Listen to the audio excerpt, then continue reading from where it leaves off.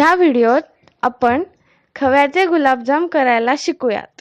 हे प्रमाण 8 ते 10 जणांसाठी आहे। 5 वाट्या खवा म्हणजेच अंदाजे 750 ग्रॅम, 2 चमचे रवा, 2 वाटी मैदा, 3 चमचे दूध पावडर, 1 चमचा बेकिंग पावडर, पाकासाठी 3 ते 4 वाट्या साखर, थोडंसं केशर, वेलदोडा किंवा इसेन्स।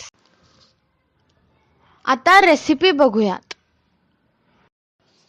एका पसरट भांड्यात रवा, मैदा, दूध पावडर, बेकिंग पावडर एकत्र करून मग त्यात खवा घालून मळून घ्या।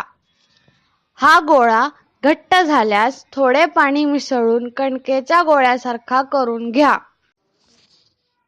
हा गोळा मग अर्धा तास झाकून ठेवा। मधल्या वेळेत आपण पाक तयार करून घेऊया। एका पातेल्यात 3 ते 4 वाट्या साखर घ्या, त्यात 6 वाट्या पाणी घाला। मध्यम आचेवर कच्चा पाक करून घ्यावा। झाकून ठेवलेल्या गोळ्याचे गोल किंवा लांबट गुलाबजाम तयार करून घ्या।